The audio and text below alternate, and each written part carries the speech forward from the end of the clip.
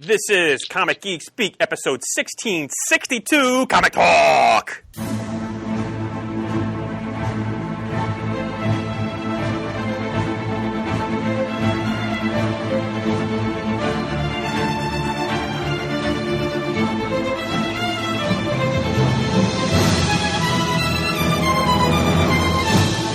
And welcome to the show. I'm Brian Chrisman. I'm Adam Murdo. And I'm Chris Eberly.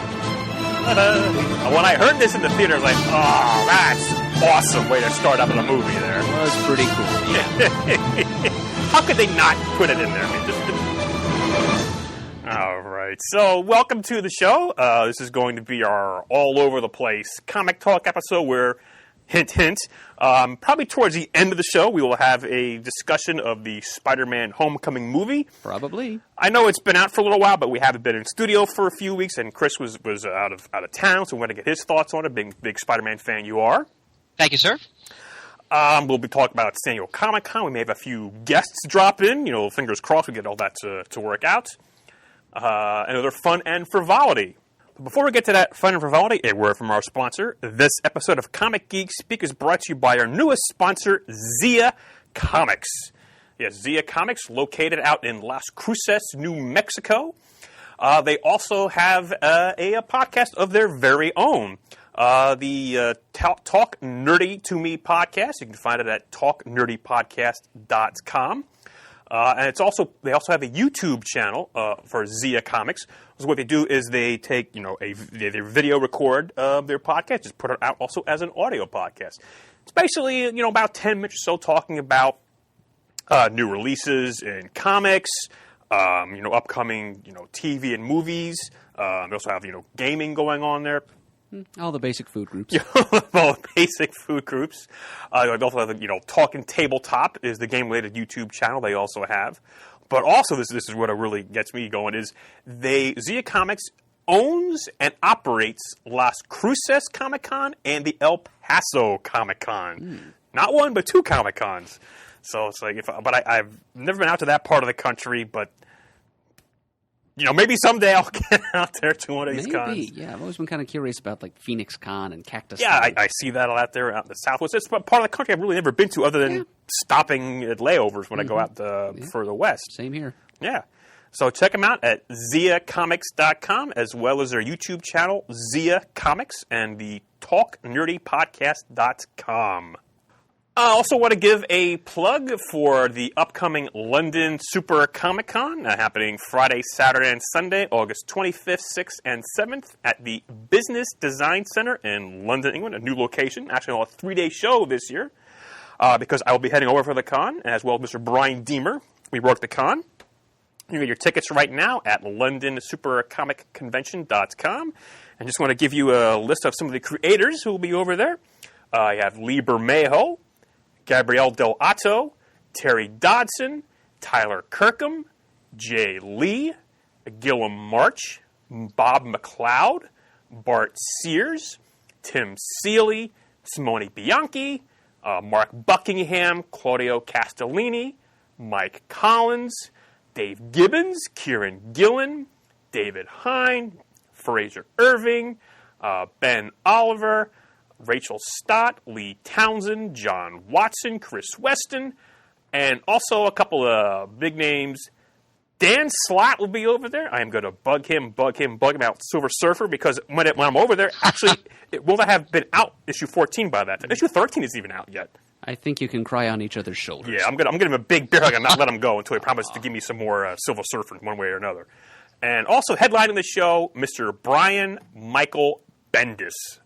And it was just also recently announced that he will be having a comics writing masterclass over there. Teaching two very special, once-in-a-lifetime classes. So check out that on the website, londonsupercomicconvention.com. That's quite a roll call of guests there, Pansy. Yeah, I'm actually I think fingers crossed they'll have me working the artist alley like I've been the last time. I'm pretty sure they will allow you to play to your strength once again. Well, I'm sort of like a concierge. I'm a concierge. I'm over there like, ooh, what can I get you? Watching their cues and getting them if they need a lovely beverage, that kind of thing. And you're wearing your Flash T-shirt right I am, now, and it's appropriate because I've seen you in action at the artist alley at the LSCC, and you are like the Kingdom Come Wally West, where he's like just a scarlet streak zipping all over the place, helping as many different citizens as he can. You're an omnipresent. Oh, thank you very much. That's very kind. So looking forward to that very much. Pants, may I do a couple quick shout-outs for listeners who came to the store recently? Well, actually, that's what I was going to get to in a moment, sir, because Oh, great. Okay, very well. Yeah, they don't get these shows at Chips, So the last time I saw you was the Saturday of the Garden State Comic Fest, where you were set up, and you were doing quite well. Oh, yes. So I wanted to ask you, so you had a good show then, basically? Yes, I had a certain financial goal, and we actually exceeded that, so I have nothing but good things to say about the show. It was well run. The people who ran it were very friendly and attentive. Loved the venue. Easy load in, easy load out, and the crowd was fantastic. I mean, it was teeming mobs of people, but everybody was clearly there. Really was into comics.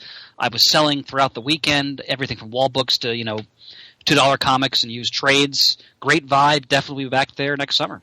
And there is a lot of good cosplay there as well, I saw when I was there on Saturday. But just one quick question, just be vague.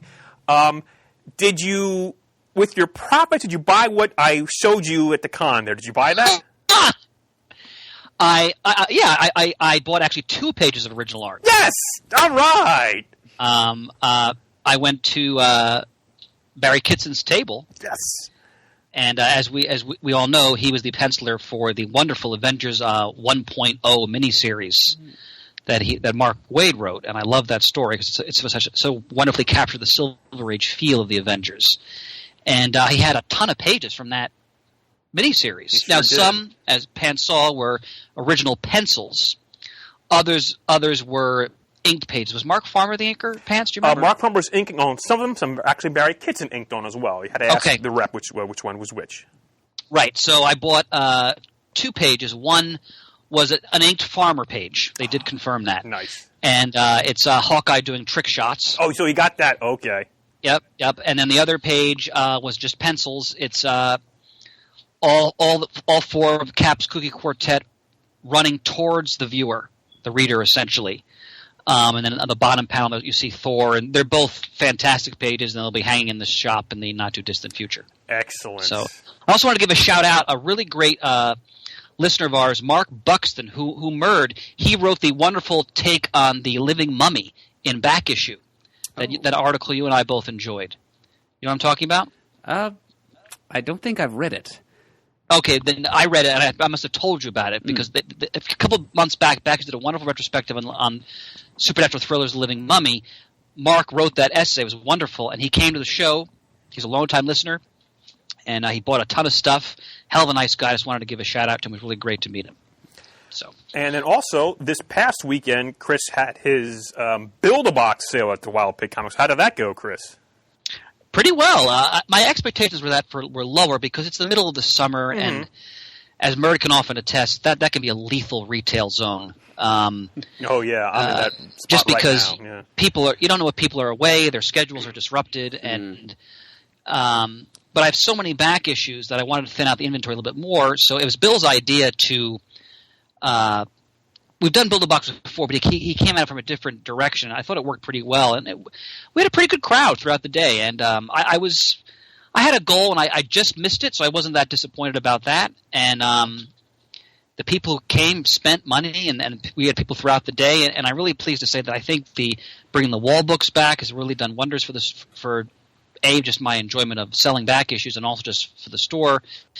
And I think we've got the right formula with back issues, like the combination of like the really cheap stuff and then the below guide sticker price stuff and the wall, and we're really building a nice following. So certainly in the fall, and I'll talk more about that as we get into the fall, we'll be doing of course our big fall sale, which will have a raffle, Pants. Oh, sweetness, yay! So as we get into the fall, I'll have more information on that. So excellent. And actually more shout outs. We had listeners who came to that sale too. Oh, nice. Jim Newton, Ed Lute, who came all the way from Atlantic City with his family. I really appreciate that. And then Peter Parker Quinones, and I'm sorry if I mispronounced that, sir. These were all wonderful listeners who came in and spent money and expressed how much they enjoy the show. So we all really appreciate that. Very nice. I want to take a moment to give a big thank you to all the people who take part on the comic forums at the comicforums.vanillaforums.com.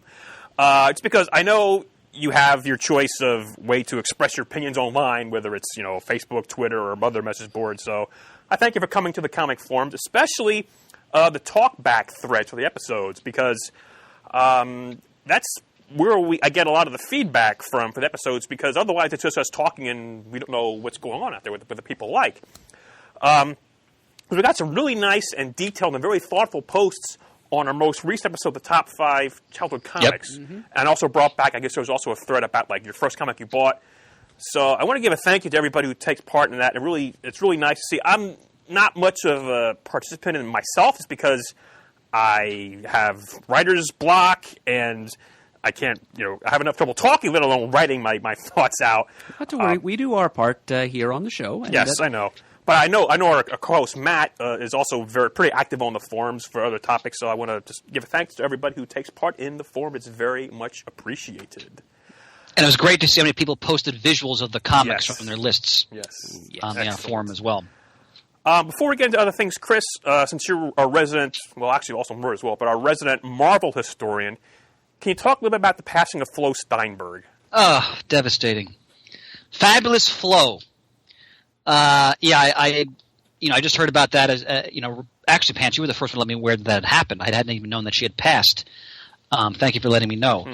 Mm-hmm. If some listeners aren't familiar with the name, she was Stan Lee's first secretary when Marvel Comics was becoming Marvel Comics in the early to mid 1960s, and she was not a creator, so to speak, but she was very much a linchpin in the early Marvel operation. Remember, the early Marvel operation was basically Stan Lee and Flo Steinberg in a couple small offices, and then gradually they brought in Roy Thomas and Marie Severin and John Romita Sr. and other staffers, but it was just the two of them and then the freelancers who would come in and out with their work, like Kirby and Ditko, etc.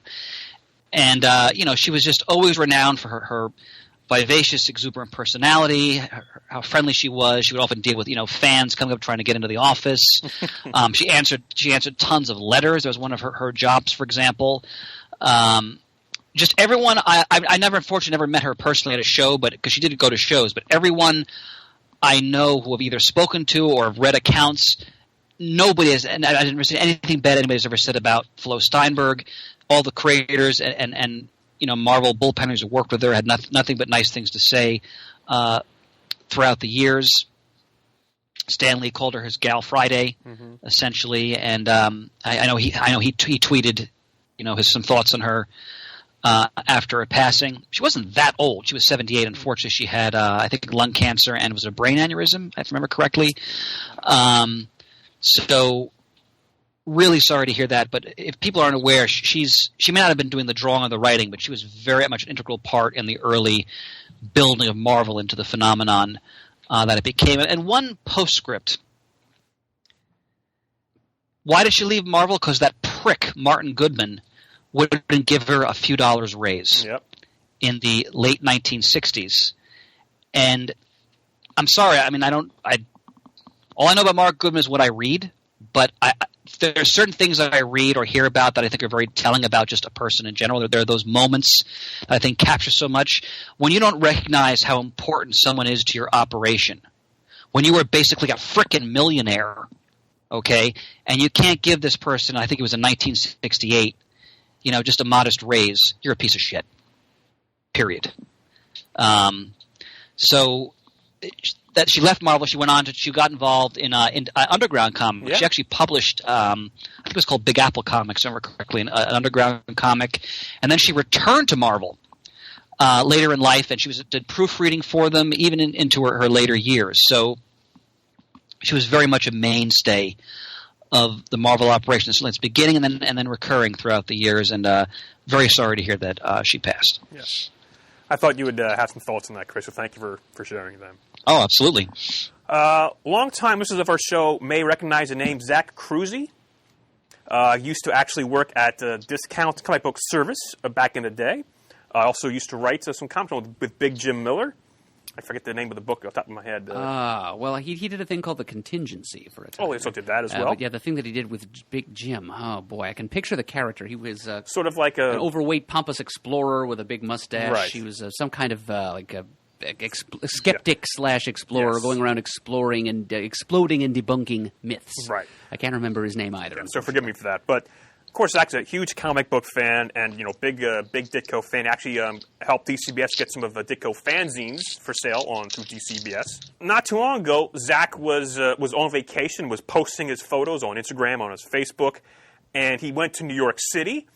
And one of the spots he went to was the Society of Illustrators, where they had those original art pages from, I think, was it issue 33, Chris, where Spider-Man lifts the stuff up off of his, and he took a picture with those original pages.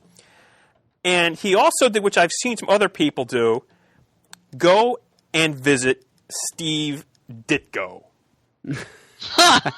Or try to. Oh, the comic we were talking about is called Mystery Solved, by the way. That's exactly right. Well, from what I read, he actually managed to... He knocked on his door, and he answered the door. And for knowing Zach as I do, that was a tough thing to do, and he said he would have regretted had he not done it, because, you don't want to bother the man. He's in his 80s. But from whatever... apparently, Zach was just floored by that. So congratulations, Zach. Well, did he actually have a conversation with him? I didn't get into that too much, but... okay. Knowing Ditko, I imagine the door probably closed very right, quickly. but he did at least get to meet him, because I know how much he meant to him. So that was very cool. All right, well, so we're going to, in a minute, get into some news about the recent San Diego Comic-Con that passed.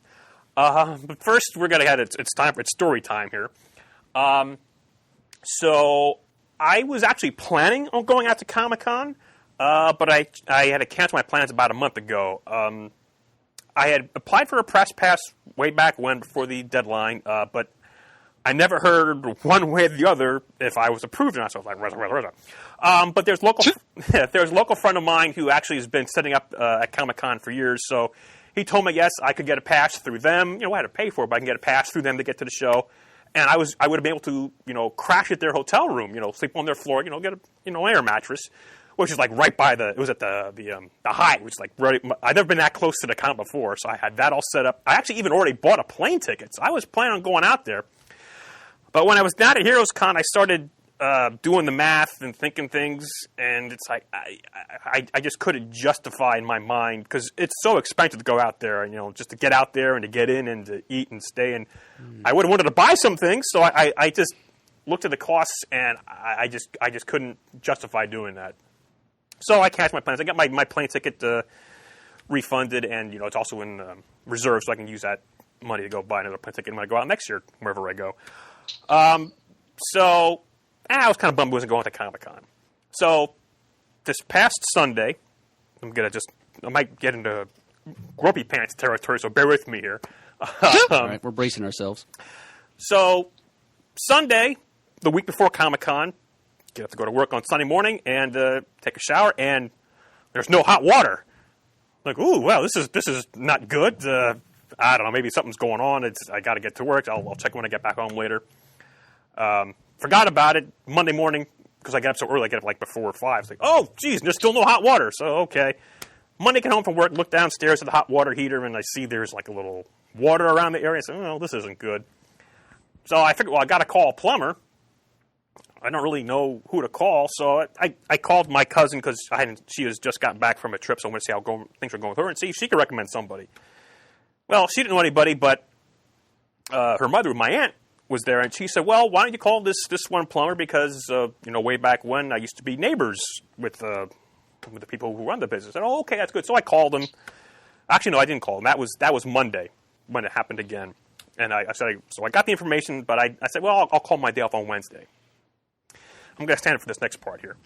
So, well, because I think I mentioned that I have a lot of comics in my house, and we've kidded around that, one day they're going to crush me in my sleep. Well, that's my biggest fear is that, because I lived alone for over 2 years, my mom passed away, that something would happen to me in the house, like I would fall or something, and the neighbors wouldn't hear me, and I just ended up dead on the floor there. That damn near almost happened. Ooh.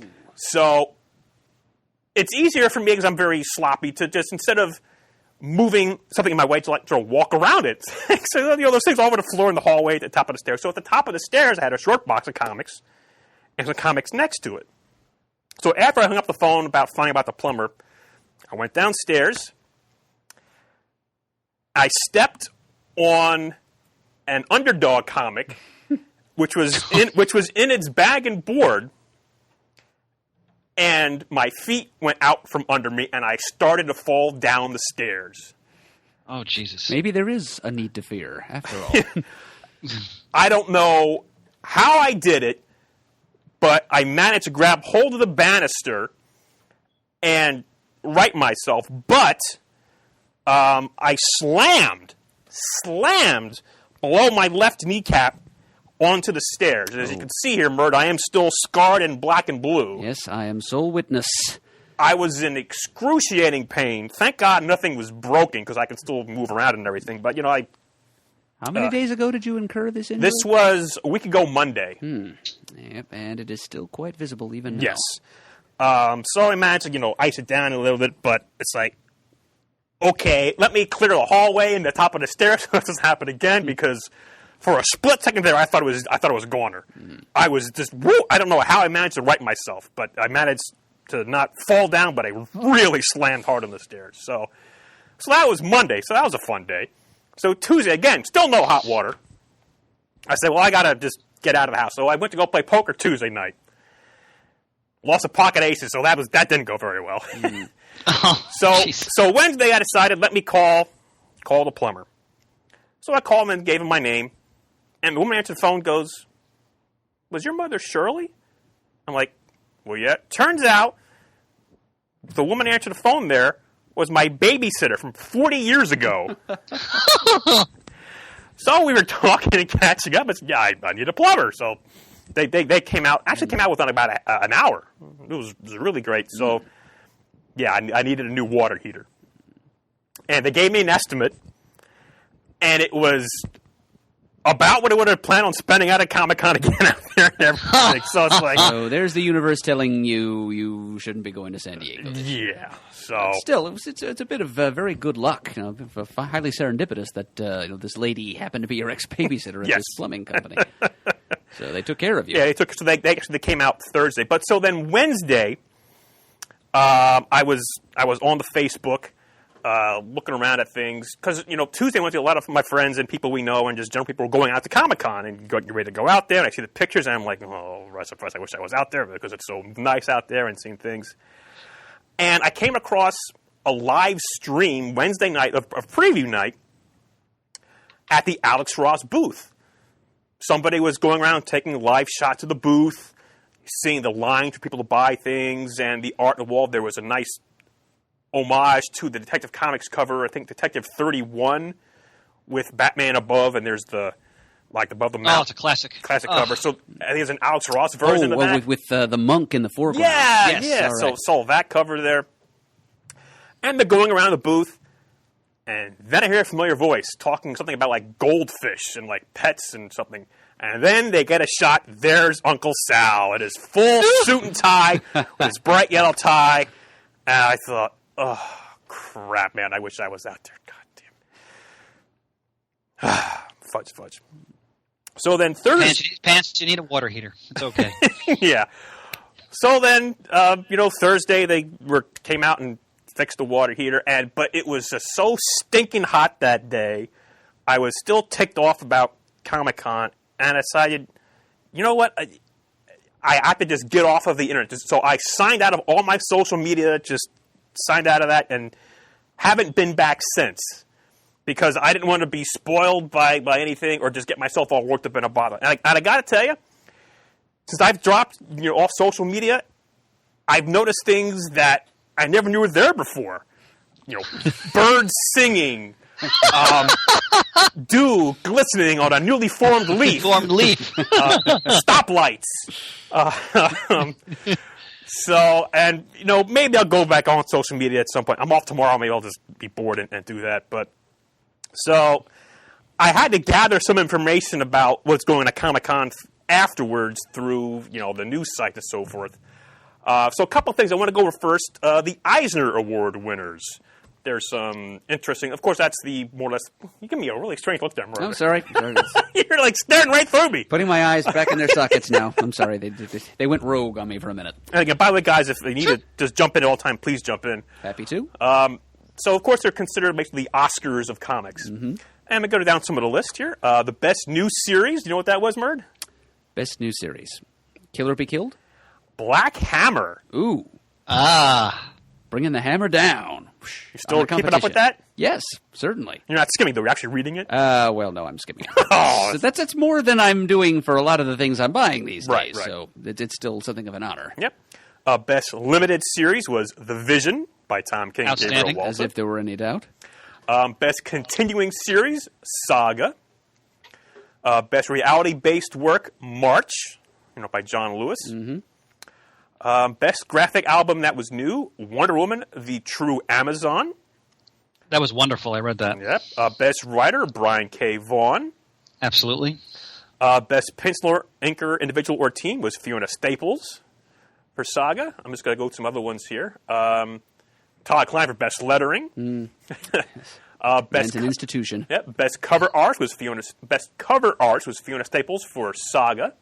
Best short story was Good Boy by Tom King and David Finch from Batman Annual #1. Right, featuring Ace the Bat Hound. Ace the Bat Hound. A Christmas tale of Ace the Bat Hound. Yep. Some of the other announcements, and I didn't get very many emails about Comic-Con press releases, but I did get one, which actually I think came out, may have even come out before the con. When did I get this? No, I actually got it, I think, the Thursday of the con. Got it from IDW through Top Shelf. Alan Moore and Kevin O'Neill present The League of Extraordinary Gentlemen, Volume 4, The Tempest. And after they do that, they're going to retire from comics. Right. The six-issue miniseries will serve as, quote, swan song, end quote, and not only to the award-winning League series, but also to creators' careers. I mean, we'll see if that's true, but I love this series. I've got all the issues. I have the absolute. Yeah. Absolute. That's what I have. The absolutes for 1 and 2. Those are pretty big announcements. We'll see how much. I mean, that does not come out till like next year. That's not going to come out, but like about a year from now. So I'm looking forward to that very much. Did you hear, Merd, about the? They're coming out with Wonder Woman Earth 2 Book 2. Yes. Oh, I'm sorry. Is it Earth 2 or Earth 1? Oh, yeah. It's Earth 1 Book 2. Okay, yeah. Right. Wonder Woman Earth 1 Book 2. Right, by Grant Morrison and Yannick Paquette. Yes, because you raved about that. I did. I enjoyed that quite a bit. Yes, I liked that take on Wonder Woman and her supporting cast in particular. There were Kangas. There was Etta Candy going woo-woo. It was a lot of the classic elements were there.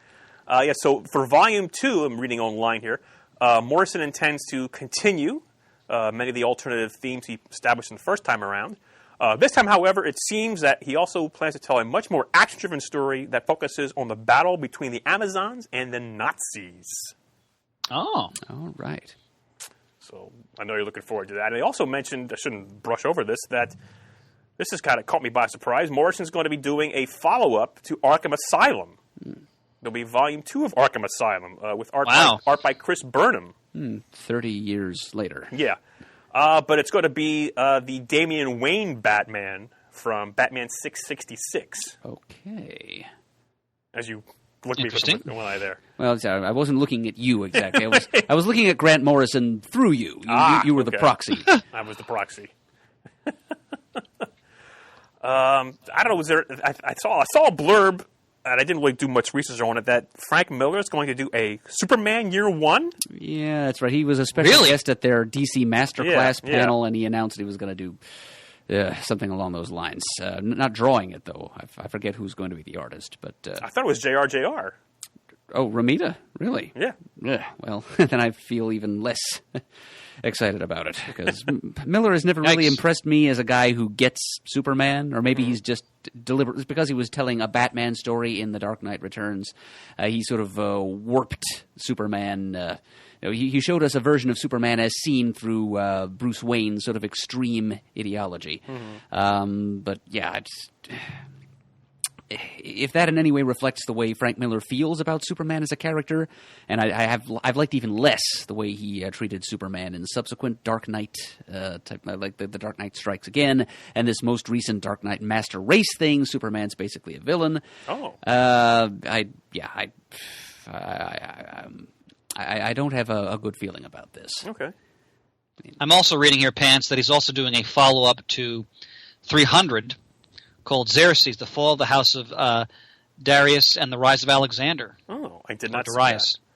So I'm trying to see who the artist of Year One is here for Superman.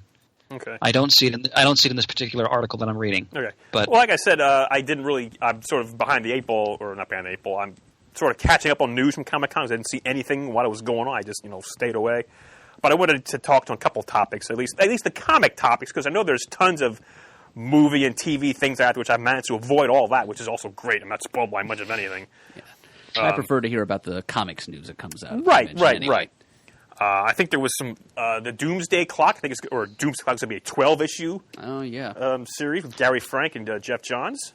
That actually I'm looking forward to. We'll see how that comes out. I think November 22nd, first right before Thanksgiving, is issue number 1 comes out. Looking forward to that. Is anything else you caught your guys' eyes at all? Well, did you note in the aftermath of Secret Empire, Steve Rogers will be back in the Captain America costume, and this will be, original formula, non-Hydra corrupted Steve Rogers. Okay. And it's going to be a series returning to its legacy numbering in like the high 600s, and the creative team, Mark Wade and Chris Samney? The very same. Wow. No, I didn't see that. Wade, keep on not seeing it. Your bank account will thank you for continuing not to be aware that the Daredevil superstars Wade and Samney will now be tackling Steve Rogers. Yeah, yes, answering the difficult questions in the wake of the Secret Empire thing.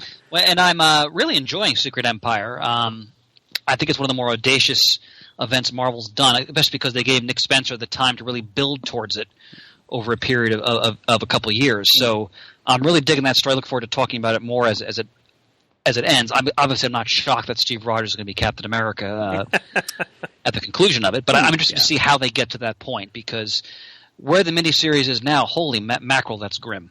So I'm interested to see how they go about this transition. But I'm enjoying that story quite a bit. Sooner or later, we'll loop back around to the beginning of that series and talk about it as an off-the-rack. Sounds good.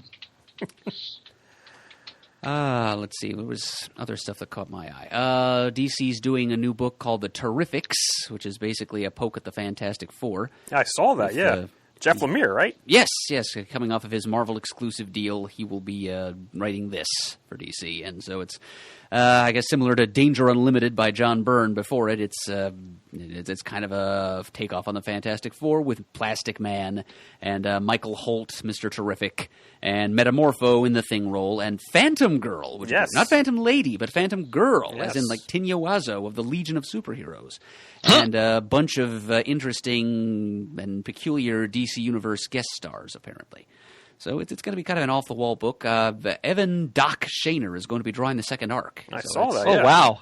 Of Future Quest, among other things. Yeah, so that could be a good book. I mean, the premise just kind of seems like a little bit in bad taste to me at first exposure. Just taking a pot shot at Marvel for not publishing the Fantastic Four anymore. Right. But something good may yet come of it. Mm-hmm. I trust Lemire that far, so I'll definitely give that a look when it comes out. I want to point out, by the way, that if anybody is missing the Fantastic Four as much as I am, if you read Bendis and Milev's infamous Iron Man, which is excellent, which is about Victor Von Doom apparently trying to atone for his multitude of crimes as in a sense, the quote new Iron Man. They're bringing the Fantastic Four into that, at least the Thing and the Human Torch. So they're still there. It's just, you're not getting the full on team, and that's a whole. I mean, I think that whole situation is absurd, but that's what it is at the moment. All right, if there's nothing else, we'll see if we get our special guest on the line and see if he's, I think he may have just got on Skype. Let me see. Martheus? Yes! Okay, there he let's is. give him a call, see if we can get him on. Hello, Martheus. Hey, man, how you doing? Oh, very good. Chris, are you still there as well? I'm here. Oh, okay, so we've got Chris and Martheus on at the same time right now? We have. Oh, excellent. Well, Martheus, first of all, can you see us, or do you have a camera, or? Yeah, I'm actually looking at you now, man. Okay, excellent. Yeah. So you like y'all high tech. Well, I don't know about that. I do. No. Well, You kind of like Pants y'all comes kind of like closest. stepped up your game, man. This is exciting. It's like I'm there. I'm right there. Well, if you were here, we could actually, I don't give you a high five or whatever, but I can't do that. So virtual high five. Virtual high five.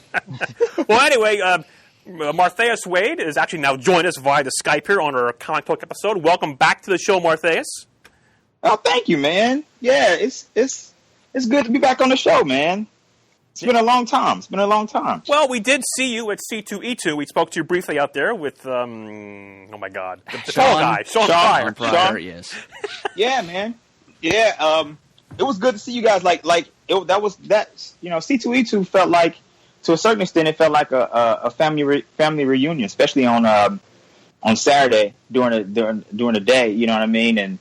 And Friday afternoon, Friday night, man, it felt like a family reunion. It was really cool. Like you don't realize how, doing comics, how much certain people actually mean to you until you actually don't see them anymore. Mm-hmm. You know what I mean? Because with the explosion of the comic book community and the comic book cons and stuff like that, it's harder for us to actually run into each other now than it used to be. You know what I mean? Yes. So it's you don't realize how much you actually really miss people until you don't see them for a while. Then you actually see them. You're like, holy cow, that's the itch that I need to scratch. I saw pants right there. If I had a nickel, every time I heard that, I'd have maybe changed for a quarter. I don't know. Like having a whole chapter of your personal history retconned back into being. Exactly. It's almost like Dr. Manhattan came and took a couple of years of your life just out of your time stream, and you didn't know, but something is wrong. And then all of a sudden, Pants runs straight out of the Speed Force and says, "Hey man, I missed you." And you have to be like, "Who are you?" And then all of a sudden, you see him, you be like, "Pants!" And you just grab him and hug him. You know what I'm saying? And then something's complete. But then there's two Pantses in your world, and you just gotta figure out which one is gonna be. You gotta. So I got to figure out what that other Pants. Janet is the other Pants. I got to get rid of one of them. No, don't get rid of Janet. You guys have a good thing there, man. Yeah. Good God. There's room for infinite Pantses. Well, as long as they vibrate differently. We just had a visit from Grumpy Pants not too long ago. So. Oh, the Pants of Earth 3? Well, yeah. He doesn't have a beard. This is not a beard. This is just a bunch of taped-on hair. But anyway, Martheus, again, thank you. He contacted us because he wanted to come back on the show. It's been quite a while. So yeah, man. We were just talking recently about some of the news from Comic-Con. What kind of things did you see from Comic-Con that caught your eye? Oh, man, I saw so much stuff, dude. I saw, Thor Ragnarok. Man, that looked good. Justice League, that looked good. Stranger Things look good, man. Like most of the time when I'm looking at these things, I'm looking at it like, I'm really not kind of not really enjoying it. I'm kind of just taking it in because I feel like I have to. Mm-hmm. You know what I mean? It's like I feel like, oh well, I know I'm supposed to be inside the geek culture, so I got to look at this stuff. But this year it really felt like, man, dude, they're coming out. People are coming out with stuff. They're like firing on all cylinders. You know what I mean? Even for Netflix. Netflix had 4 or 5 trailers that I was just like, holy cow, I want to see those. And that's Netflix. when you go to like the bigger companies and things like that, that was awesome. They had like one of the things that were getting controversy, especially in our household, was Death Note. Like Death Note, for anybody has watched the manga, watched the anime, or read the manga, or anything. It's Japanese oriented, Japanese show and stuff like that. So when me and Janet first heard that they were doing a Death Note, and they didn't have any kind of information on it, we heard that we initially heard that it was a different story. So it would be an American cast, but it would make sense because it would be a different story inside the Death Note world. We were like, oh, cool, all in for it. And then all of a sudden they said it was going to be the actual adaptation of it with an all-American cast, and we were like, oh, man, that's going to suck, man, And then I saw the trailer, and I'm just like, damn, I don't want to like it, but I like it. And I had that evil look on my face, like, I might have to look at this on the down low. Yeah. So, but man, it was a ton of stuff. I mean, even from like video games, man, they had like Starfire that was introduced for Injustice, and that trailer looked good. And then in that trailer, they snuck in Bizarro and like Dragon Ball Z fighters. They had like they introduced Trunks just not too long ago at Evo, and then now they introduced like Piccolo and Krillin, and I'm just like, oh my gosh, man, I'm not gonna have any money. I'm just resigned to not have any money going into the end of 2017 and into 2018. No money at all. Well, I mean, it's a good feeling, I guess. I don't know. Kinda. I mean, I guess, but Anakin gotta have some shoes, man. At some point. Well, this man running around right now, he need a haircut, and he looked like he a little Hobbit baby because his hair is all puffed up on top of his head. We don't know what that's like here, all do we, Omerd? Oh, does he have hairy toes? Yes. Well, so he doesn't have hairy toes yet, Yeah, give it time. In case our listeners didn't actually listen to our C2 episode, I want to mention, of course, Martheus Wade we've known him for almost 10 years, if not longer, way back when you started with, I guess it was Jeddah, was the first time we heard about you, correct? Yeah. Yeah, dude, it's been a long, tough comic book road for me, man. Well, I mean, you're still out there making the comics. You're with Action Lab right now. Yeah. It's man.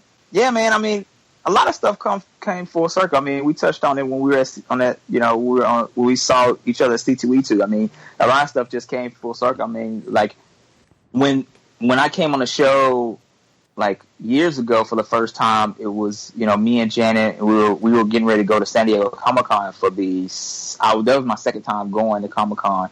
And the book that was coming out was our first book through Diamond, when you guys actually when we reached out to you guys and we actually were on the show.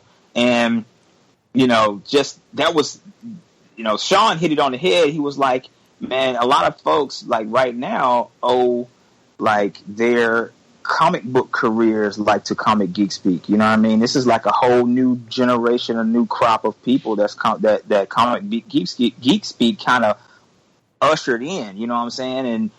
And like Action Lab wouldn't be Action Lab without Comic Geek Speak. You know what I mean? I wouldn't know Sean without Comic Geek Speak. I wouldn't know Julian. I wouldn't know Daryl without Comic Geek Speak. That might be a good thing. I shouldn't. Maybe. Let's take that one back. Let's rewind that. So I wouldn't know Julian without Comic Geek Speak or Sean. You know what I mean? So Daryl Taylor, your ears must be burning. But friendships were made and long lasting friendships were made, man, and comic book companies were built off of the forums and stuff, man. So I like to say thank you guys for that, man. It's been a good ride, man. Is it okay to assume the check is in the mail then? Sure. I it might be like in the cents area, like 25 cents or something like that. You know what I mean? Well, also way back when he was on Jeddah, and we got in touch with him, he actually sent to the studio for all of us some original art pages from his first Jeddah book. And the page that I claimed was page 52. 52. Yeah. So again, thank you for that. That was very kind of you. Yeah, that's right. It was meant. The number 52. It's been meant to be for you. It seems to be true. Yes. So, yeah, man. That was. Man, I gotta give you guys an update because that artwork wasn't that. It's. I look back at my old stuff and I cringe and I want to burn it. Well, so no, you're not going to burn it because I got it. Always your own toughest critics. Yeah. But yeah. So it's been a good ride. It's been a good ride, man. I've had fun in these comic books. A lot of ups and downs, but at the same time, I mean, luckily there've been a whole hell of a lot of ups. So yeah. That's good because you're now actually doing work for. Make sure I get this right. The Memphis Redbirds minor league ball club. Is that correct? Yeah. Okay. Yeah. I'm doing graphic design and for them as well, like graphic design, illustration, and stuff like that. So baseball season, man, it keeps me super busy. But it's really cool to be able to talk to some of the players and be able to meet some of the players, especially some of these guys that are that they're going to go up, to the big leagues, man. You know what I'm saying? So being able to see them and talk to them and stuff before they go up and stuff like that, it's been really cool. It's been really cool. But also being able to do some really some work that goes so far out there, it goes beyond you. Like I go to games and stuff like that, and then I'll leave a game going back home or whatnot, and to see people maybe walking around with a jersey that I designed or some posters or something that I drew and things like that, that don't even necessarily know exactly who did it, but they're just enjoying the artwork on it, man.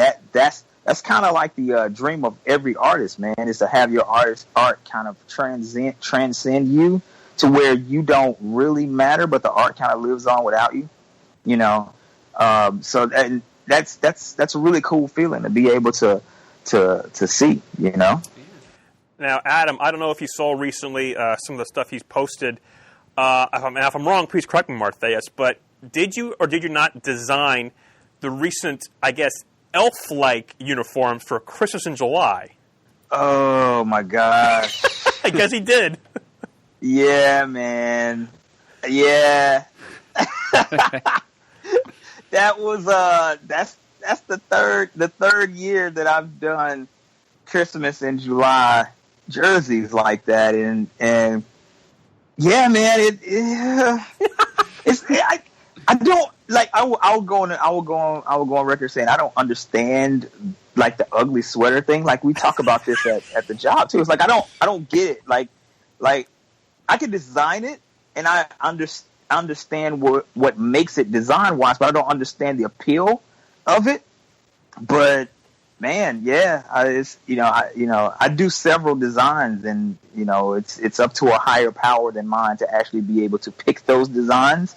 So yeah, when they picked that one, I was like, whoa, all right, good luck, guys. Yeah, I think I've actually found the images, and yeah, the ugly sweater thing. Yeah, I think the other team might be able to sue for like what's the word I'm looking for, like biological warfare, perhaps. I know. Man, trying to induce queasiness. I knew there was something to it when the first year I did the ugly sweater version of it. The local media said, "Do not adjust your TV sets. This is actually what the Redbirds are wearing." And I was like, "Oh." And my mom blew me up. She gave me a call. She was like, "Did you do that? Did you design? Tell me you did not design that." Oh, my Yes. gosh. Just giving the crowd what they but- want. That's all. Yeah, but it's so fun. It's fun, man. I have fun. I have fun doing that, man. It's you know. Well, I'd be remiss if we didn't also want to mention in the current previews, which I think you may still be able to get a late order in, is your latest book from Action Lab, Shinobi Ninja Princess Lightning Oni #1. Yeah. It's yeah, man. I actually got a certified cool in Diamond too, man. Nice. You know, the day that I got a certified cool in Diamond, man. If somebody would have told me like a couple of years ago that was going to happen, man, I would be like, you crazy. You got problems. But yeah, man. I mean, I'm excited about it. It's a Shinobi Ninja Princess is a different take on some of the stuff that I've been doing when I first met you guys. You know what I mean? It's I don't want to say it's completely different because it's technically in the same Jetta Tales of Toshigawa world. Mm-hmm. It's just it takes place earlier in the career of that character. So she's like, instead of being 20 something, she's like 14. You know what I mean? And all of the cast of characters from that book and some new characters, they're centered around that teenage type of world. So you got kind of like, it's like Riverdale. If you took Riverdale and you spiced it up with some Naruto, you know what I mean? And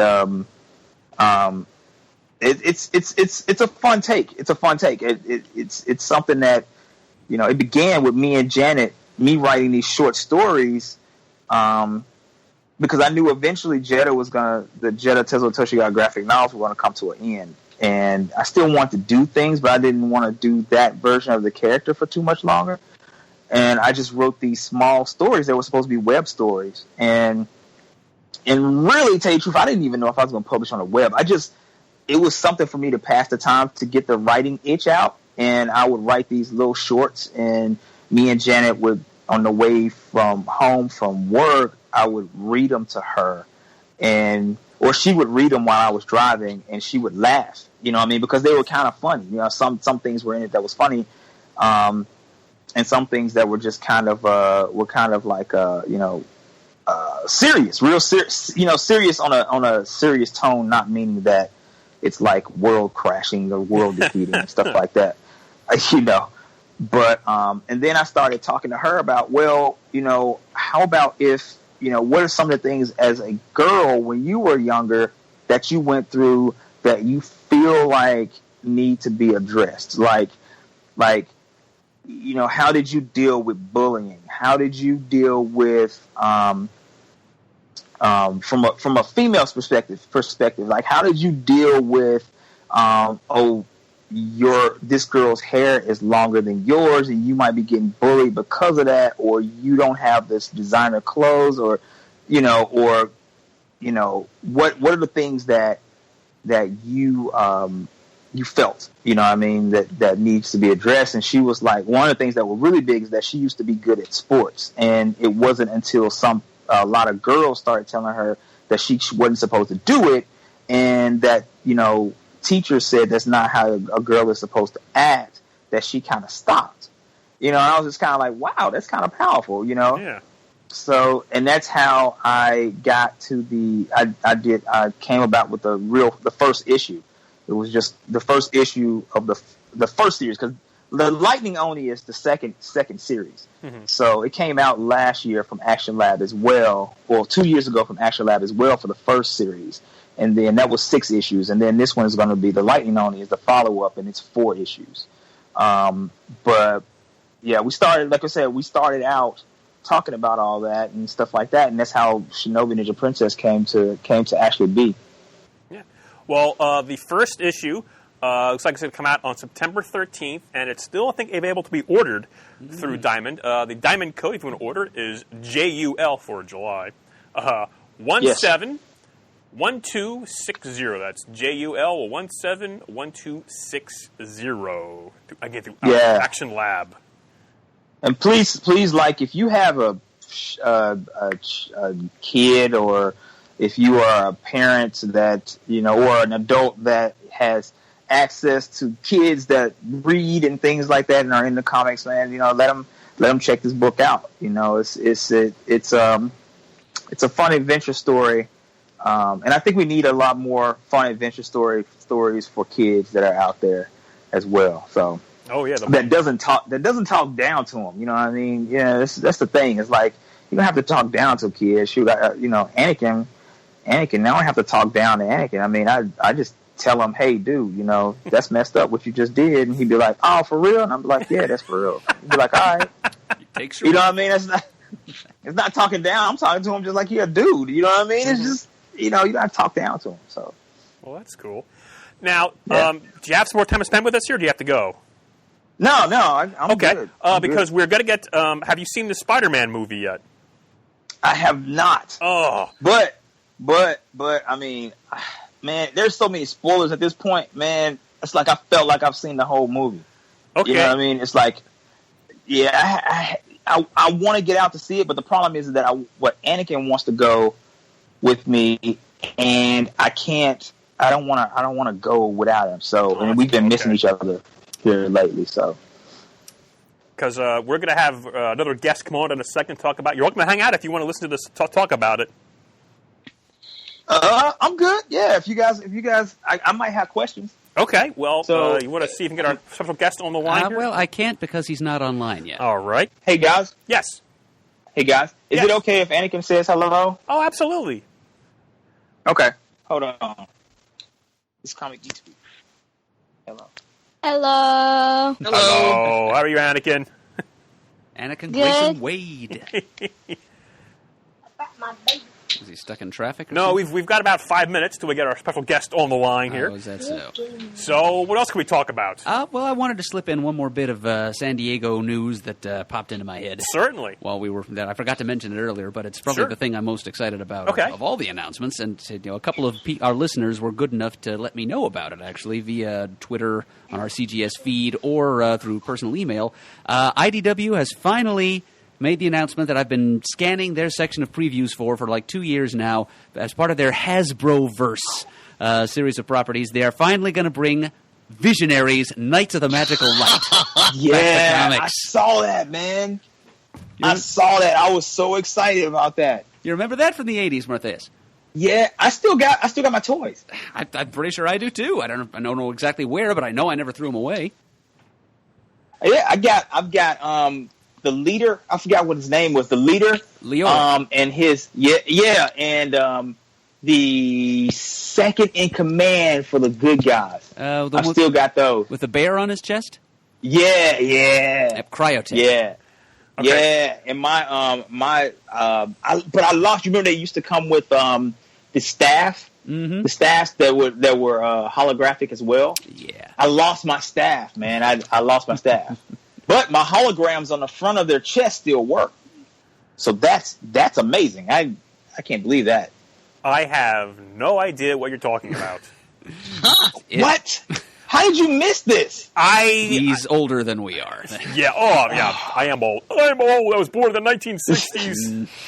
Yeah, well, it was sort of the generation of G.I. Joe and Transformers. It was an 80s story. Yeah. Okay, I never got into Transformers at all. We're thinking like 1987, I think, in that time frame. Oh, yeah, no. It didn't take off very well. Okay. They did make a tie-in cartoon, which lasted one season, and a comic book featuring the first published art by Mark Bagley after he won a contest at Marvel.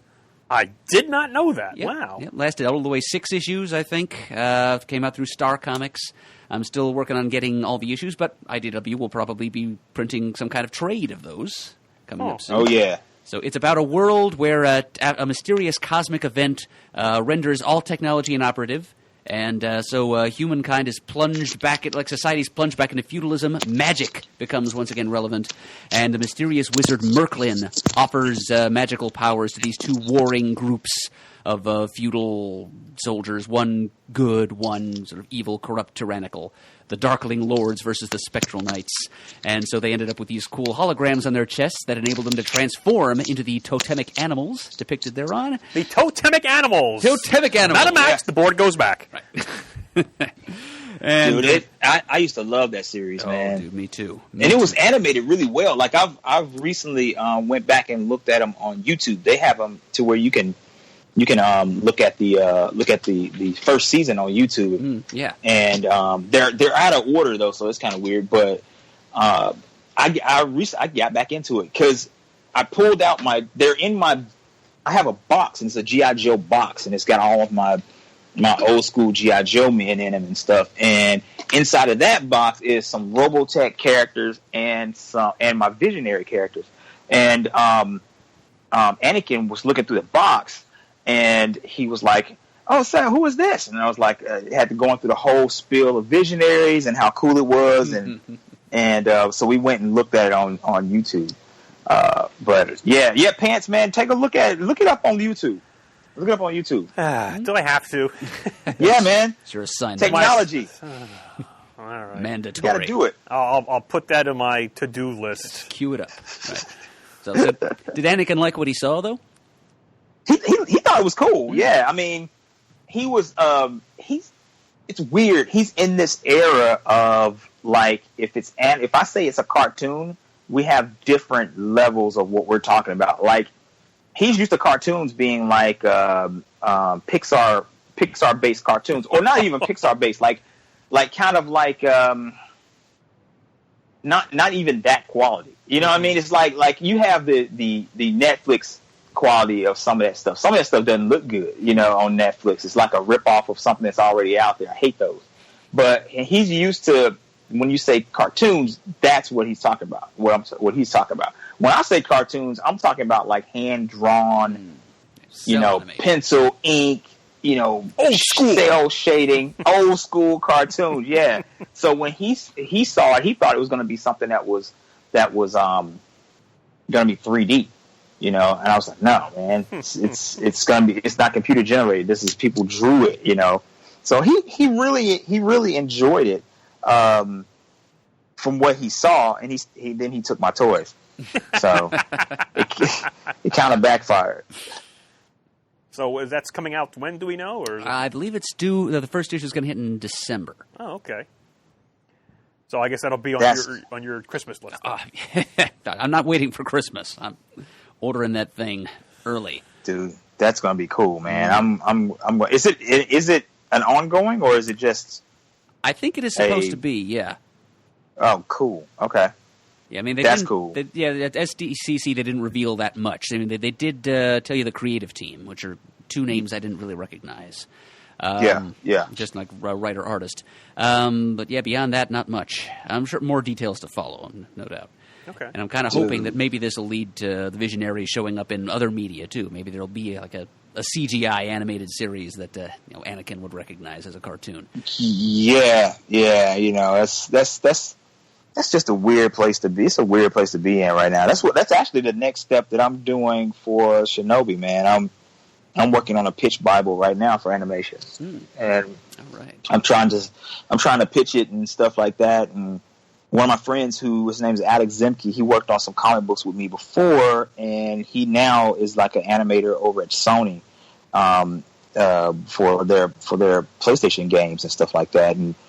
And he did a very rough draft treatment of Shinobi Ninja Princess, in computer 3D graphics, and it looked really cool. I mean, it was just a little teaser, proof of concept thing, but that really got me fired up to be able to go and see what could possibly happen. You know what I mean? I mean, there's no, we're living in a time right now where I didn't ever think, I don't know about you guys, but I never thought that this would pop up. Like in the same year, we've got like a Spider-Man reboot, a Thor movie. If somebody told me, when I was in high school or junior high that we were going to have a Thor movie, I'd be like, you're smoking some of that good stuff. You know what I'm saying? Guardians of the Galaxy, we're living in, and on top of all that, we've got a Justice League movie and an 8th Star Wars movie that's coming out. That's freaking crazy. You know what I mean? This is like some. You know how when people say that the end. You know how the end is getting ready to happen. The end of the world is getting ready to happen because all the good stuff starts to happen, and then it just ends. I think this is it. You know what I mean? It's just kind of like, you know, the all the good stuff is actually coming out right now. It's like geek heaven right now. But yeah, you know, it's a good time to be able to enjoy all that. But all that to say is just like there's no telling, you know, where a property could end up. You know what I'm saying? I mean, I'm taking my chances and trying to see what could come up with mine. You know. All right, so now, fingers crossed, we now have Matt on the line. Are you there, Matt? Yes, I am. All right, so we've got Matt, Martheus, Chris, myself, Hello. and Murd, and now we're going to spoilery talk about Spider-Man Homecoming. I will just start out by saying I enjoyed it.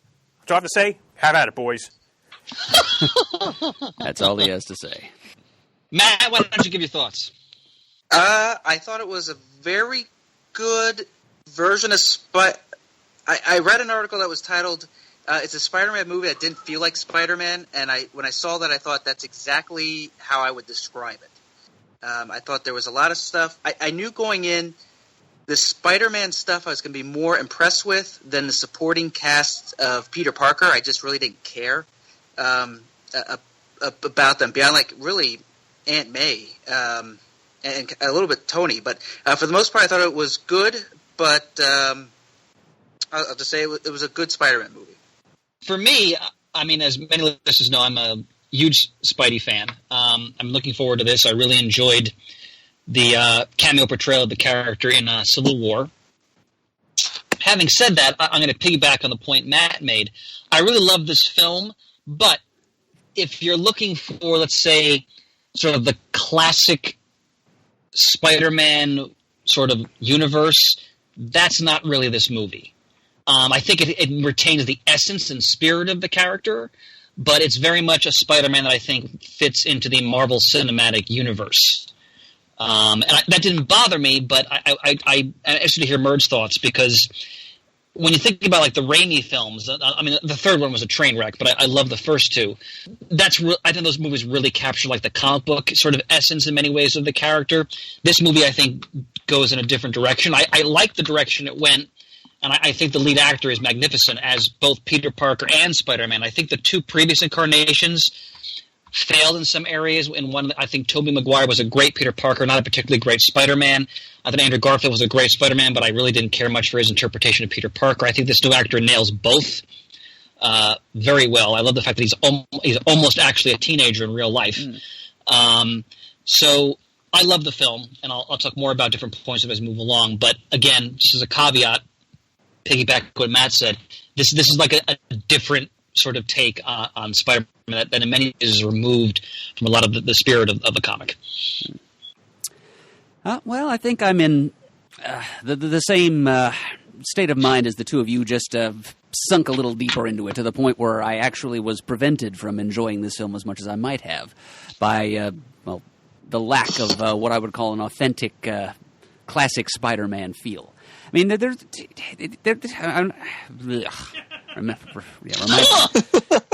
Tongue-tied. Remind me how to speak here.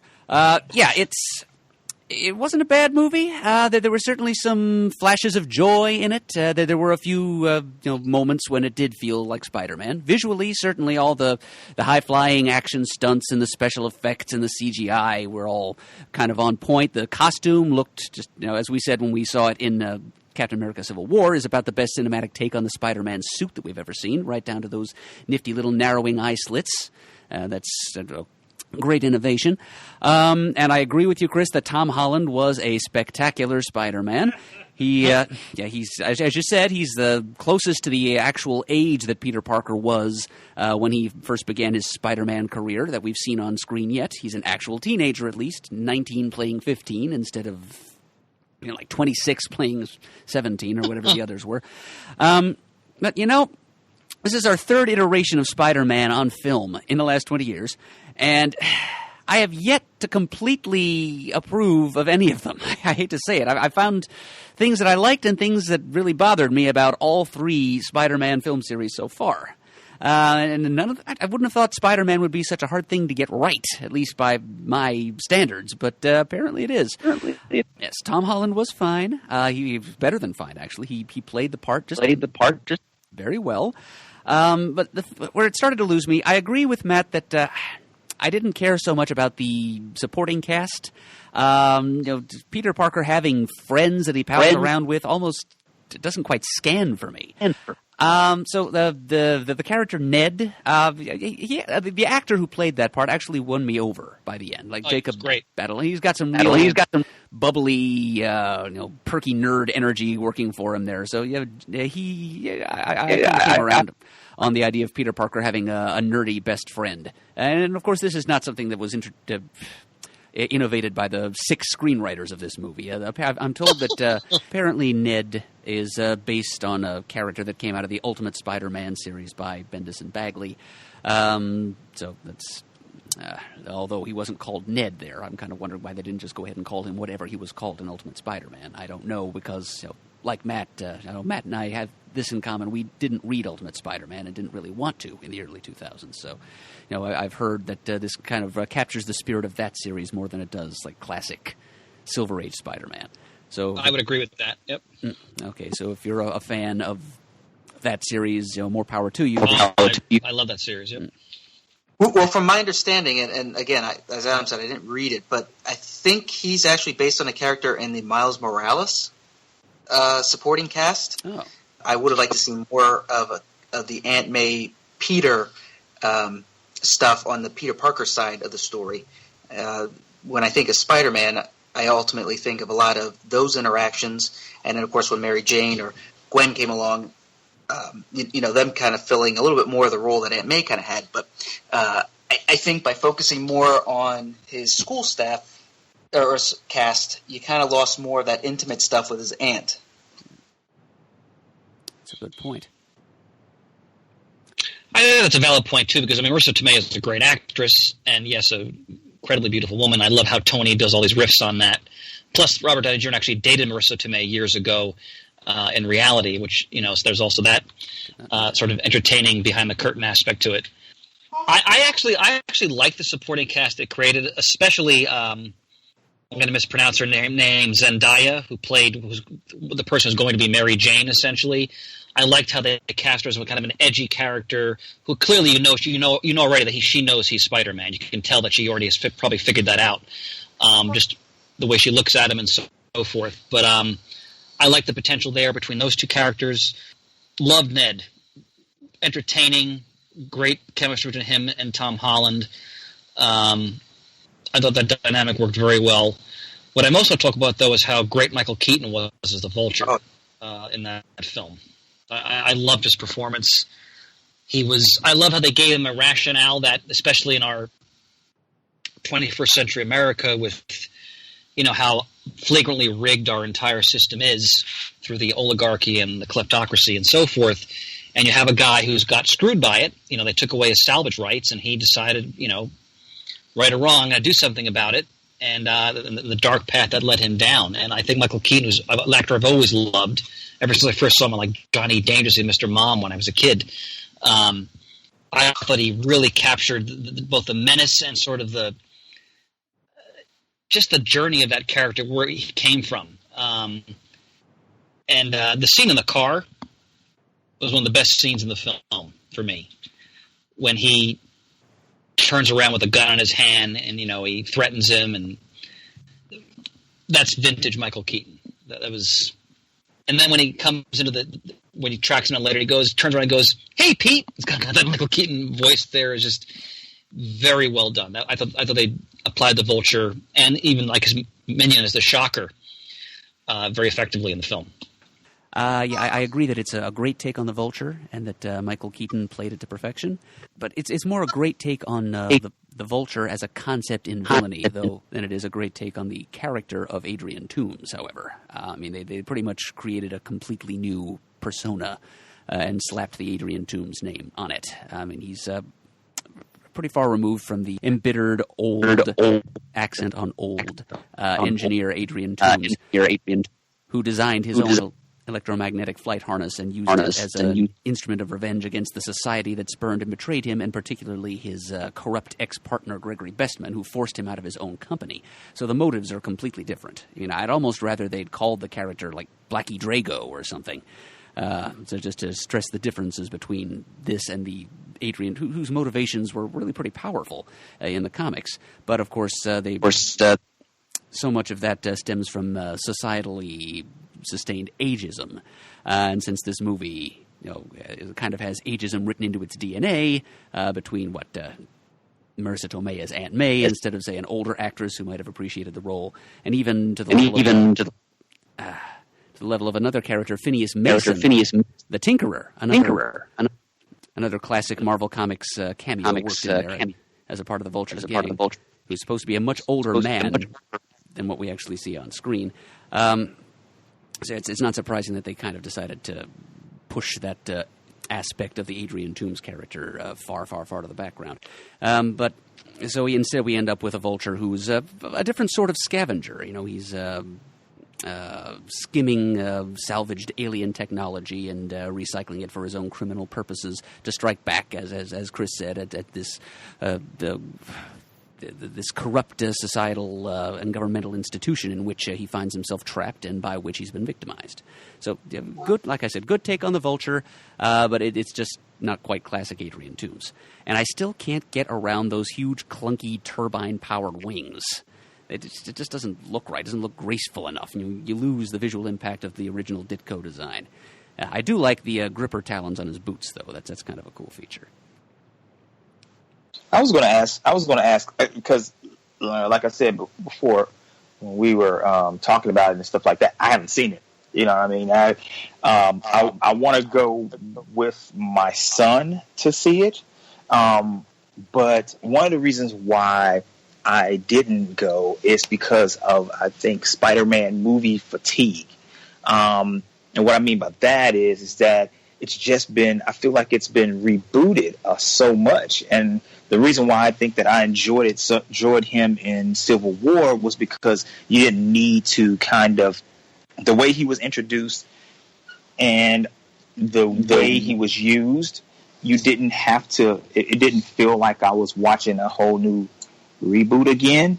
So I didn't, when the movie came out, I just didn't go out and immediately go see it. You know what I mean? So I was going to ask you guys, do you guys feel any of that? Did you feel any of that sitting there, or did you guys, how does that work? Like, did you guys feel any kind of fatigue going in there from so many reboots and so many starts? Did it cloud anything for you going in that this to kind of like did it hurt you going in at the beginning of this movie at all, and then something you have to sit there and get used to be able to enjoy the actual movie? You kind of follow what I'm saying, what I'm asking? Yep. Yeah. Actually, if I could, it's interesting how the character was portrayed differently in Civil War versus here. I thought he was stronger in Civil War, that little bit we saw, as opposed to having his own movie. And maybe having 6 writers, it was hard to kind of get a good feel of it. But I will say, I've only seen the Amazing Spider-Man. I didn't see the Amazing Spider-Man 2. You don't have to. But, well, that's why I'm at. And I only saw that once. But as I was sitting watching this movie, it made me realize how much I missed Raimi's first 2 movies. In fact, I went out and bought the limited edition on Blu-ray that they just came out with all 3. Because there was just... It felt, like I said before, it looked like Spider-Man. It didn't often feel like Spider-Man. And I remember the first time I saw Raimi's Spider-Man, it took me back to the very first time I got Amazing Spider-Man number 251 in the mail. And I remember my mom got that to help me to read. I remember getting that and being so blown away with the issue. I couldn't quite read it, but I could look at the pictures, and I just fell in love with it. And that's kind of what Raimi's movie made me feel. And I didn't feel anything similar to that when I saw this. And that's not to say that's not a good movie, but it didn't give me the same type of feeling. And for me, I wouldn't say it had reboot fatigue, because I really didn't get into the Andrew Garfield version just because it looked more based on Ultimate Spider-Man, but it was definitely a factor. It definitely felt different. Yeah, that's kind of like when he was in Civil War. I didn't feel that so much because it wasn't his own movie, and to just see him there beside the rest of the Avengers was actually really, really cool. That was worth him being in the movie. But then when they were saying that it was going to actually be another Spider-Man movie, I was kind of like, I don't need to go out and see it right now. Like I didn't have that immediate like, I need to go see that movie right now, because I felt like I've been there and I've done that before. You know what I'm saying? It's kind of hard to explain. And I know that when I go and I sit in the movie, even though I've seen Tom Holland as Peter and as Spider-Man in Civil War, I know that when I'm sitting there, I'm going to have to get used to a whole new cast, a whole new, world, and his and a whole new dynamic with his peers.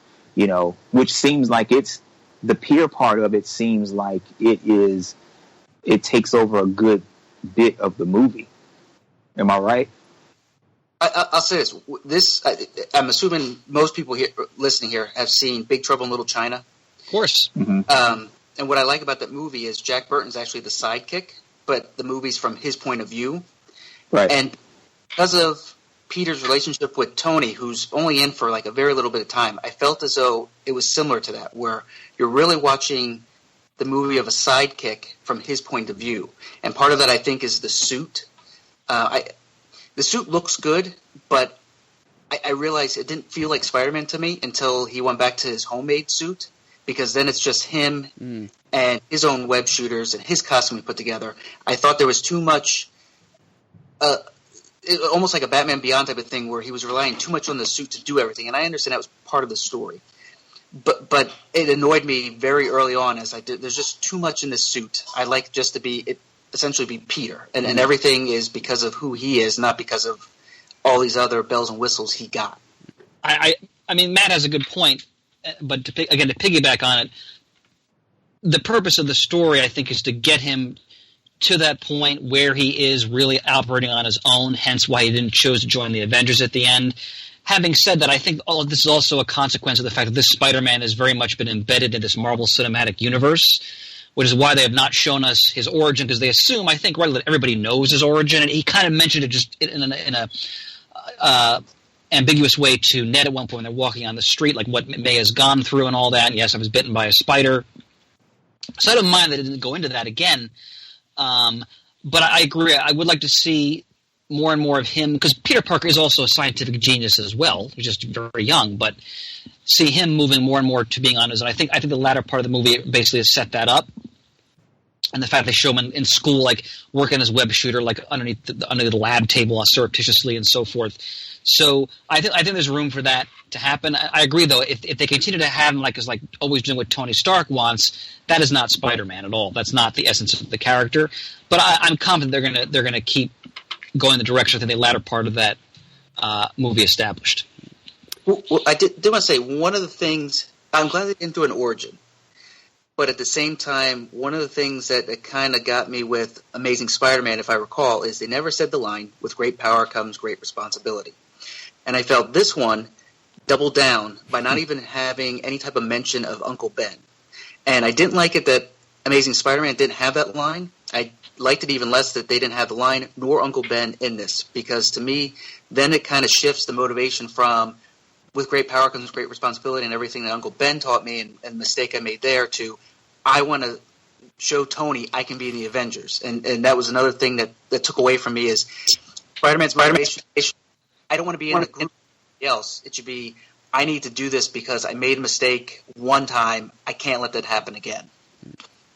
Yeah, have you guys ever watched the animated Ultimate Spider-Man? Yes. No. It's full of it's chock-a-block full of jokes, but at the same time, this the way you guys are describing this, it sounds a lot like that because it's heavy Avengers, heavy Marvel universe. I mean, he has a a team dynamic that he has to deal with, and he is also, he looks up to Avengers and Tony Stark. Martheus, I think you're right, because I didn't think about that, but I think you're right on the money. The cartoon, I haven't watched it recently, but what I watched I enjoy, but it's very much has that same vibe. And again, I think for sort of old school fans like ourselves, I don't know if we're ever going to be wholly satisfied with this new version in that sense, because it's so clearly deeply rooted in what Marvel's building with their movies in general. Whereas when Sam Raimi did his films, there was basically nothing else out there, so he had the freedom to explore sort of. And Raimi was clearly a fan of Silver Age Spider-Man, and he clearly was working off of that. And this is just. And again, I really love this movie, but it's very different. And I mean, Matt, I think you have a good point too. I think at some point it'd be nice to hear about Uncle Ben at some point. And hopefully they'll get to that. They don't need to recap the entire origin, I don't think, but show the impact of that. Because obviously, before he met Tony, we know he was swinging around New York City in his hoodie. So obviously, he was influenced, we would think, by what the tragedy that occurred in his family. Well, I want to ask, what did you think of the love interest? I found it hard. So going in, I already know the John Blake type of reveal with Zendaya, or how you pronounce her name, character, so they could get in that Mary Jane there. But the whole time, even though I know he was initially attracted to Liz, I just kept thinking I couldn't buy the love story, I guess, to some extent in this, because I knew that Liz has always kind of been like the initial. Whenever I think Spider-Man, I always think of Mary Jane, Gwen Stacy, Felicia Hardy, and to a lesser extent Betty Brant. And Liz is like so far down the line that I didn't really think about her as being a love interest. Well, I thought that was actually done well, because Liz Allen was, you're right, Matt, was like the high school crush that was never going to go anywhere. And in the original comic, she reveals in issue 28. During the high school graduation, that she has to leave, and we find later because of the Molten Man and that her family tragedy, and they kind of did a riff on that here, just instead of making her father the Vulture, to create that twist for the audience. But that I thought was very much in the spirit, because he's never going to be with her, and they kind of put the punctuation on that by revealing who Zendaya really is at the end of the film. And again, I mean, I'm just making an educated guess, but based on the way she was looking at him, I think she already knows he's Spider-Man, because that's very much in the history of the comic as well. Classic Marvel-style twist, too, to have the Vulture turn out to be the love interest's father. Because, as we all know, everybody Peter Parker knows, and everybody related to everybody Peter Parker knows, is going to be a villain sooner or later. Yep, absolutely. That is kind of true, man. Yeah, I was proud of my dad, because we went to see the movie together, and I did not see the Vulture reveal coming at all, but he did, apparently. He just chuckled and clapped his hands and said, yeah, I saw that coming. So, good on you, old man. But tie back into the discussion of the Stark influence, and the whole discussion that's been going on here is tying in precisely to the major problems I had with this movie. I agree with a lot of what you guys have been saying. I think that I disliked the overbearing presence of Stark and Happy Hogan and the Avengers. I don't like that Parker's apparent primary motivation is to brown-nose these people and show that he can be an Avenger.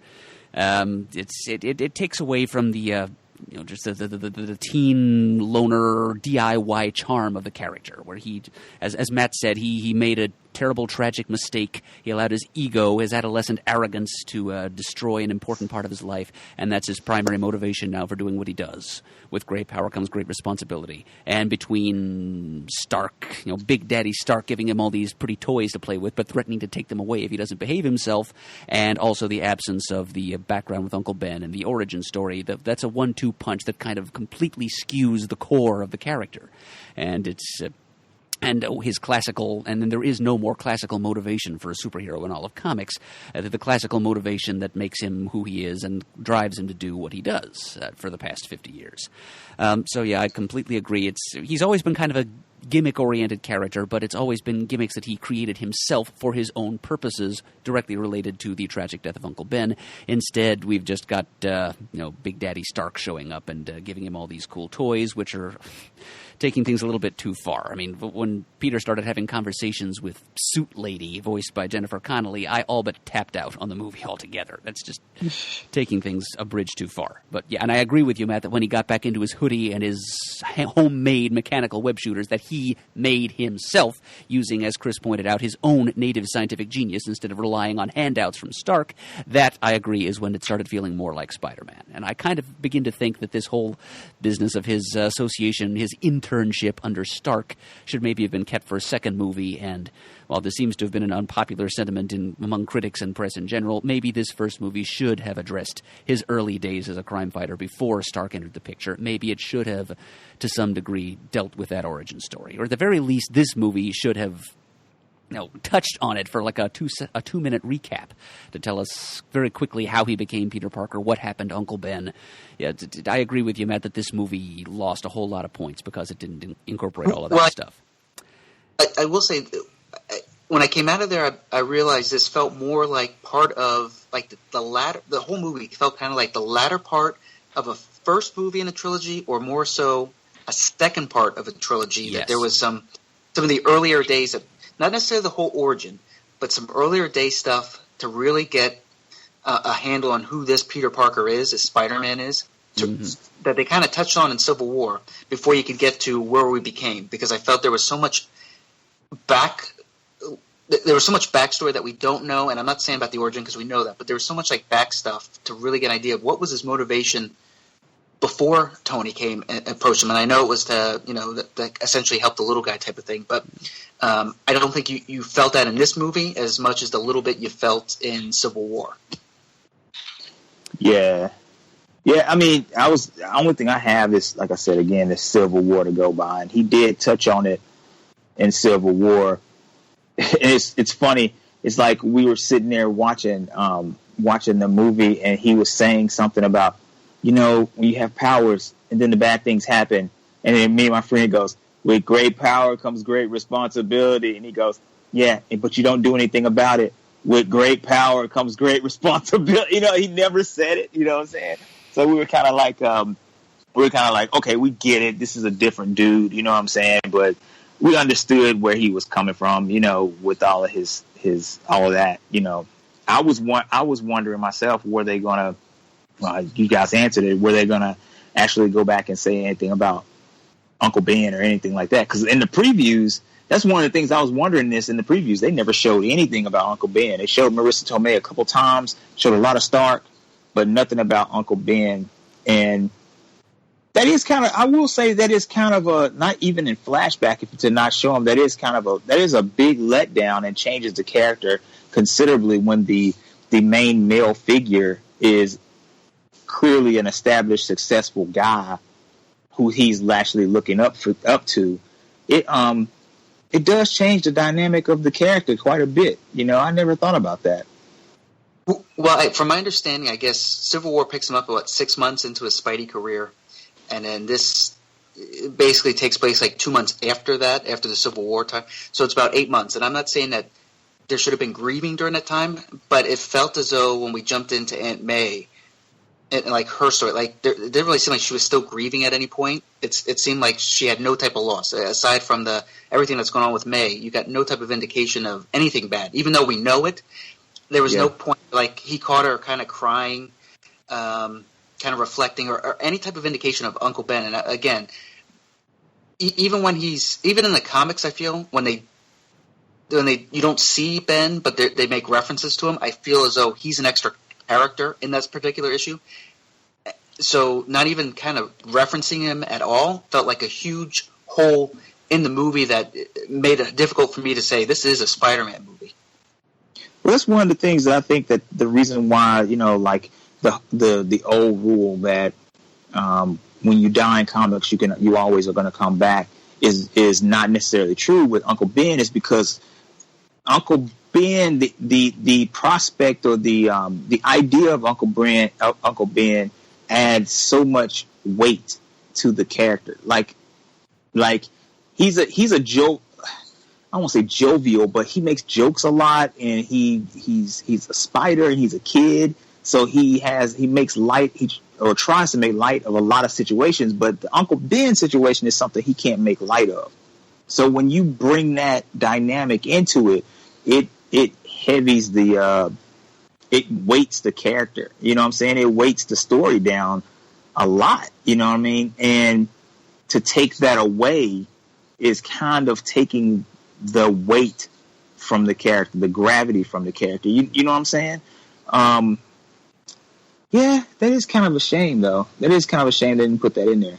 To say, if you think about it, Uncle Ben and the Waynes are essentially three characters that you can't really bring back, because if you bring them back and kind of keep them here as like, hey, they've been revived, you completely alter who Batman and Spider-Man are, because that's essentially both their motivations to be who they are.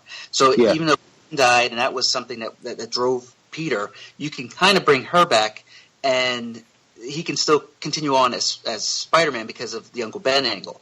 If you bring Uncle Ben back, I'm sure they could write something that could make him continue on with his motivation. But the like huge thing that was there that made him who he is essentially gone now. All right. Anything else in the movie, guys? Or are you still? Oh, I'm sorry. Go ahead. Well, we're going to have to give our frickin' Swear ratings, of course. My basic feeling is that it was an enjoyable enough movie, but if this is a homecoming for Spider-Man, he's coming home to a shared universe where he's a second-class citizen and is portrayed as a whiny, too eager-to-please little kid. And he deserves better than to be portrayed as the little tag-along cousin of the Avengers and the lapdog of Tony Stark. So, those are kind of critical issues for me. I give it 2.5 frickin' swears. I hate putting this up against Raimi's Spider-Man and Spider-Man 2 and half of Spider-Man 3. And those I consider close to 5s. But I would say 3. 3 I feel confident in. Any more than that, I need a little conversation to do 3.5. But 3 I feel pretty confident in.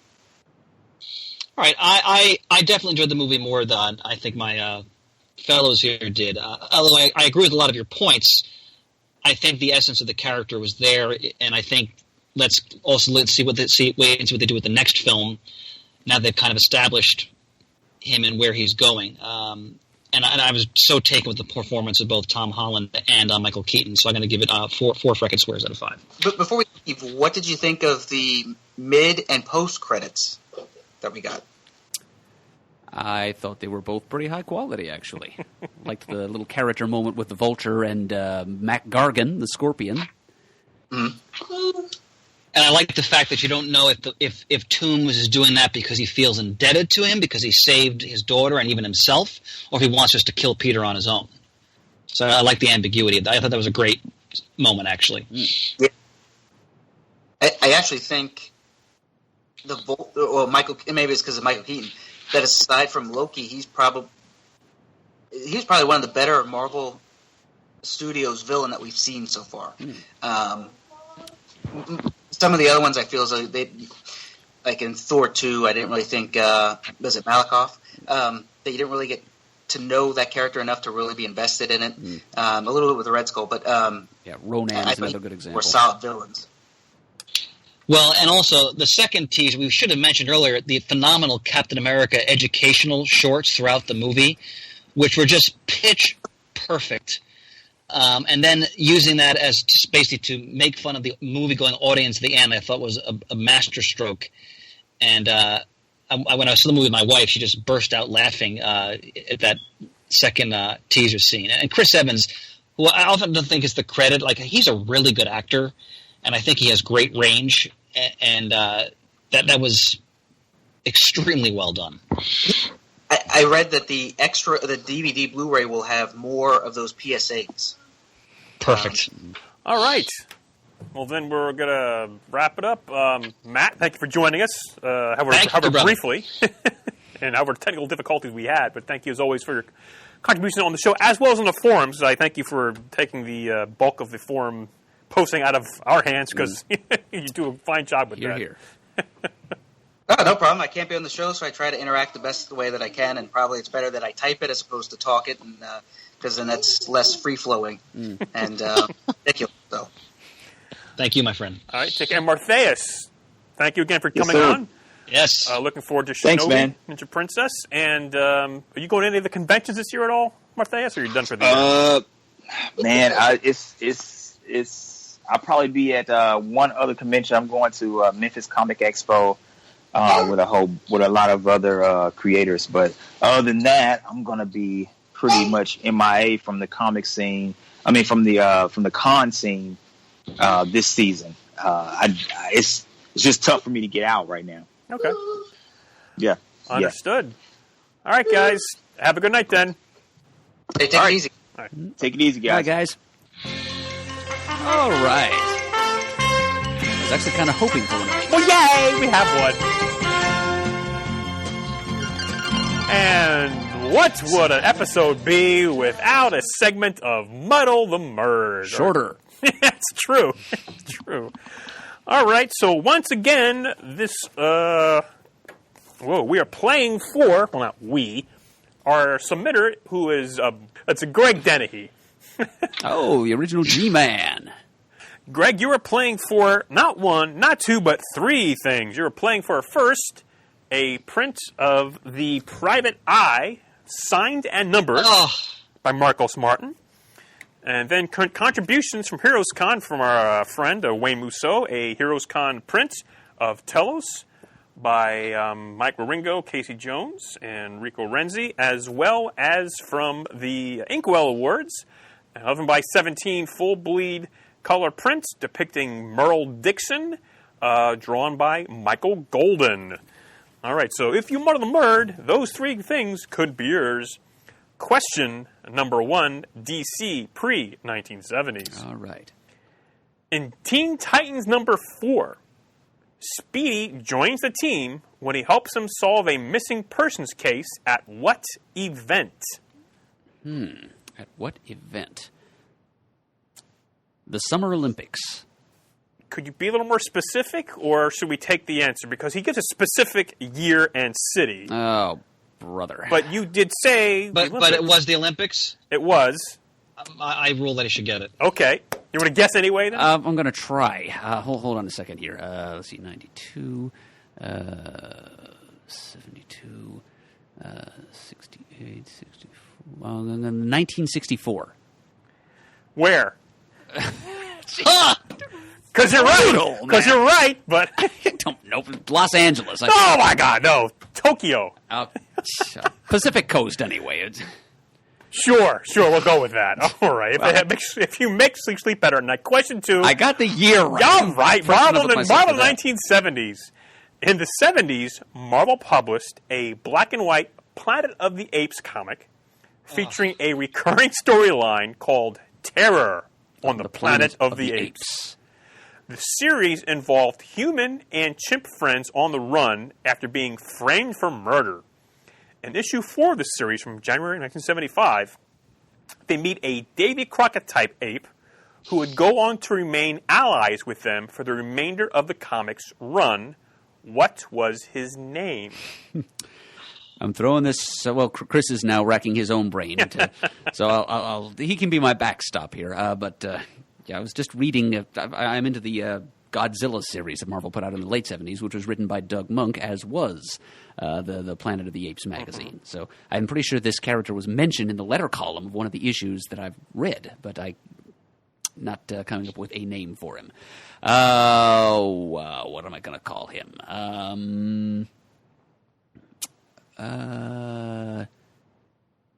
David Bonobo. Chris? I don't recall. I mean, I'll take a stab at it and say Quintus. Gunpowder Julius. Gunpowder. We were nowhere by the way, nearby.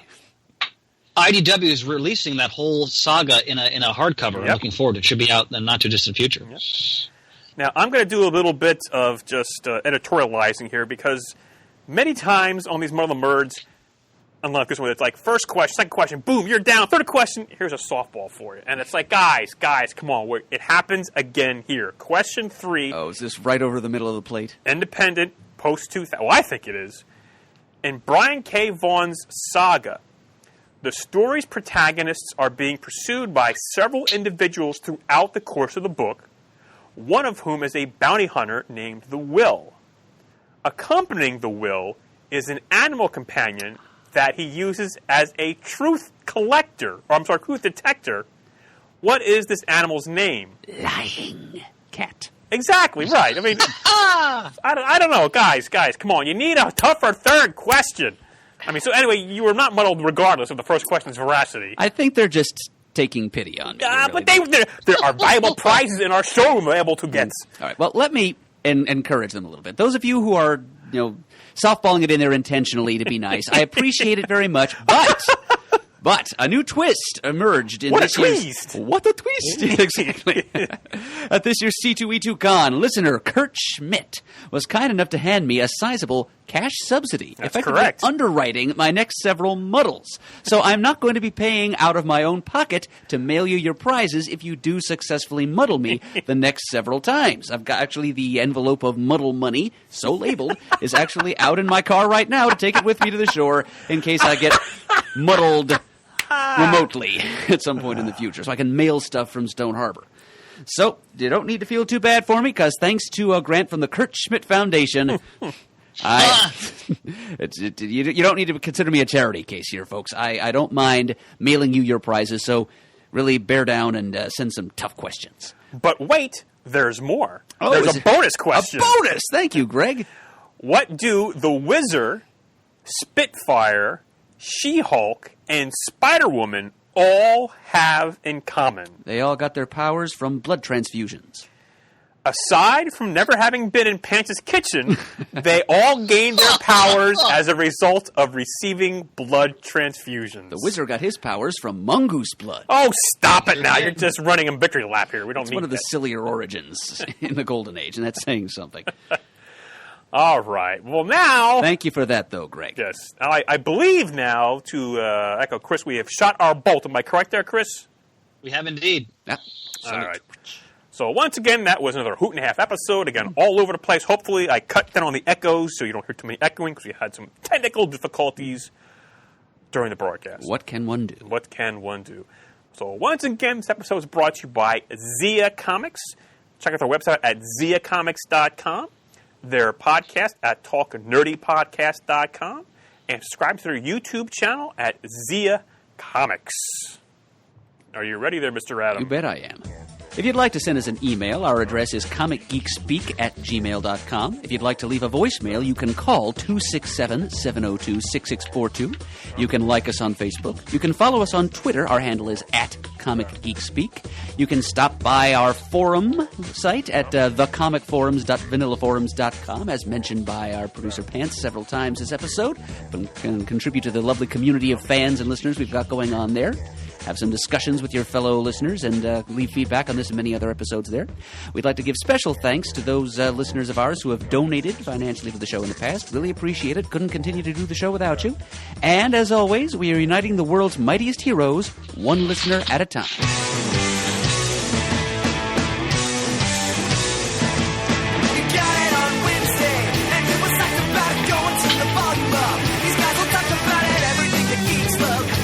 Laser beams, opinions like the seas.